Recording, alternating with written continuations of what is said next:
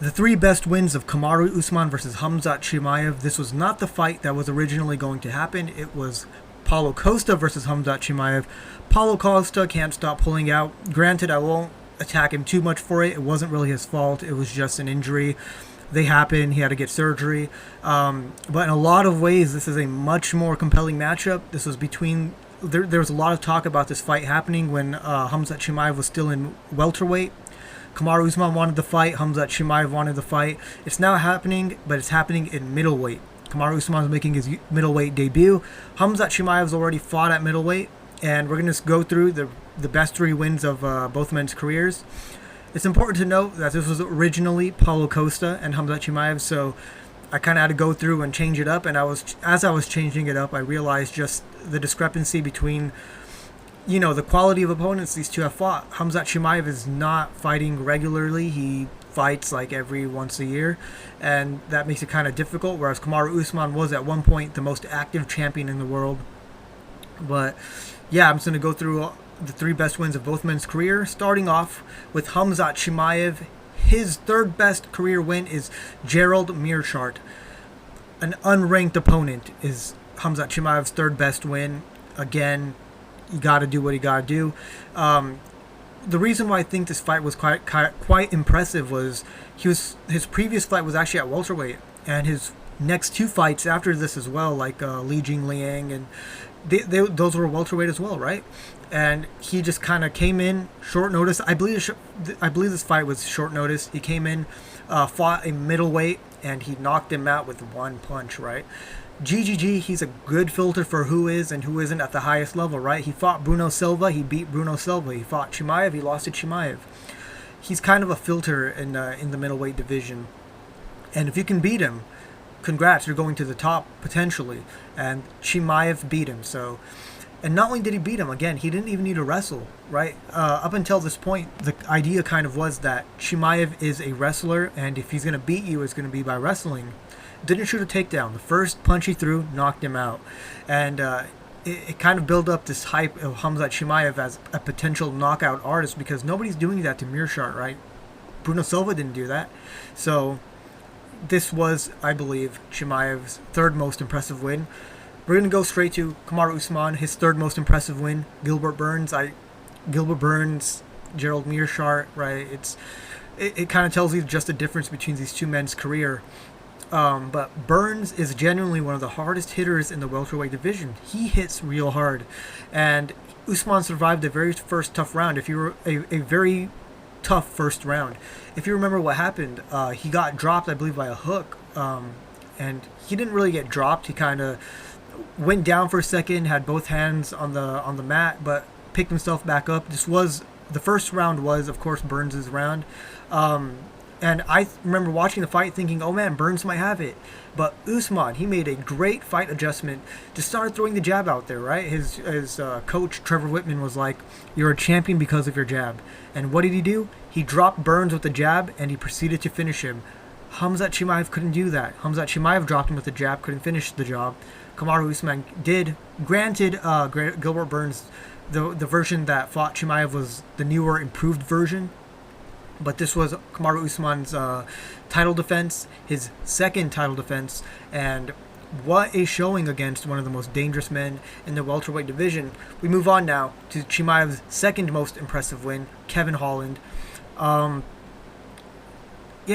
change in opponent and style, right? He was training for Nate Diaz, and Nate Diaz is a lanky jiu-jitsu guy. Kevin Holland is a lanky kickboxer. But again, it was a 2 to 3 days notice, and he absolutely ragdolled Kevin Holland. I get it, Kevin Holland isn't exactly a wrestler, but Kevin Holland, I do think he has a black belt in jiu-jitsu, and we saw some pretty impressive rolling around from both men. Kevin Holland wasn't just going to let himself get taken down, but he couldn't prevent it. And eventually, Khamzat Chimaev got in a Dar stroke and got the submission in round number 1. He finished Kevin Holland in round 1. How crazy is that? I don't think that's happened before, or at least not in a while.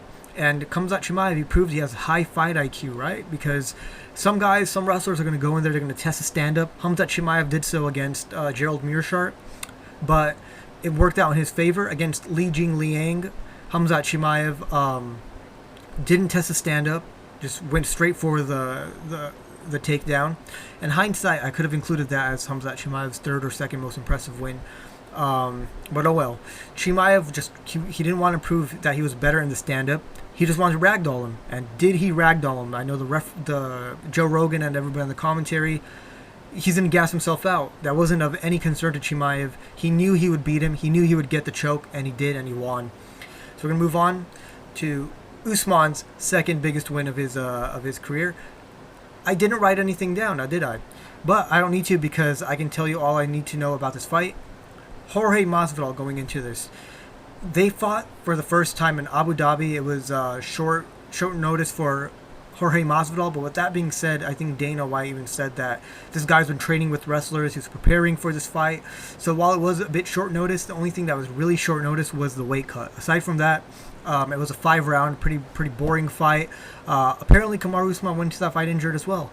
So when the second fight was announced, the story going into this was essentially that if Kamaru Usman wins, it's going to be by boring decision. If Jorge Masvidal wins, it's going to be by a crazy knockout. And yeah, there was a knockout, but it wasn't by Jorge Masvidal. It was by Kamaru Usman, and one of the most just spectacular one-punch knockouts we've seen in a while. Like, you can see in this image right here, all the hair or not the hair, but the water flying all out of Masvidal's hair, his face, man. It was really one of the most nasty KOs we've seen in a title fight.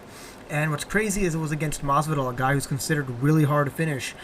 And in hindsight, it was a very impressive win, because I know some people are going to say Masvidal was kind of washed anyways. Masvidal was a former lightweight as well.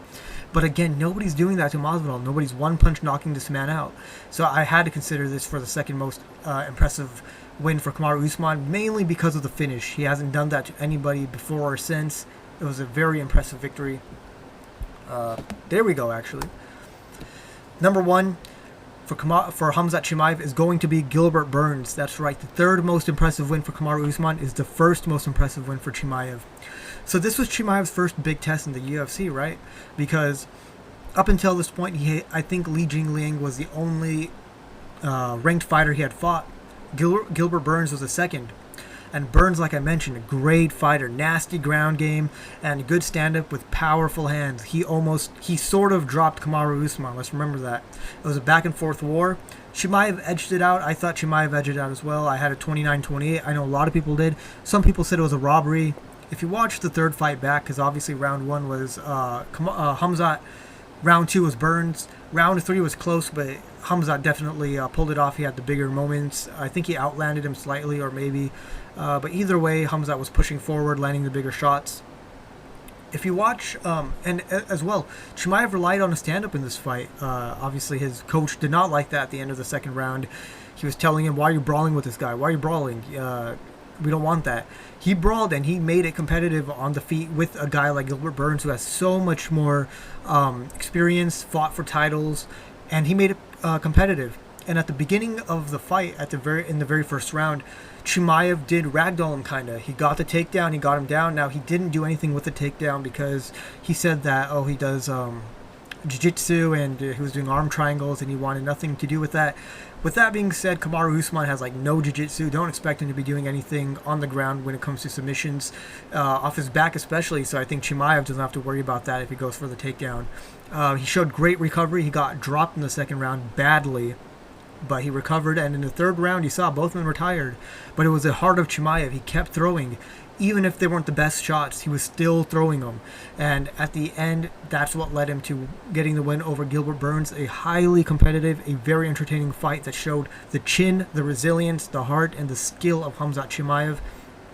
But now we're going to go on to number one. The most impressive victory for Kamaru Usman was Colby Covington, number one. It wasn't number two. I didn't choose number two. I didn't put it in here in the top three most impressive wins. I just didn't think he won the second one, to be honest. I just can't put it as an impressive win when I don't think he wins. The first fight, on the other hand, it was a very close fight. I believe it was 2-2 going into the fifth, and Colby Covington was winning the fifth round before he got dropped. Obviously, a bit of controversy regarding the finish. Some people were like, hey, Colby could have gone on. Colby himself was like, hey, I could have gone on. But either way, it was a very close fight, a very entertaining fight. Neither man was wrestling, man. Their wrestling was so good, they kind of canceled each other's out, and they relied on the striking. And he showed the heart of a champion. He ate some shots. Obviously, Colby Covington, not exactly known for possessing the most power, but he's a cardio guy, man. He outlasts you. And Kamaru Usman's cardio lasted with Colby's. CEO of VBO, I don't know, but he definitely showed the heart of a champion, and he dropped Covington, got the win in the very last round, showed that he's not just a boring wrestler with the overhand. I believe it was a jab too, or maybe it was a jab or a straight that dropped Covington. Either way, he dropped Covington, he got the win, won the championship, became undisputed champion. An incredibly fun fight, one of the most fun championship fights of all time. Definitely the most impressive win of Kamaru Usman. The second one he didn't really win, in my opinion, but this one he did for sure. He got the finish.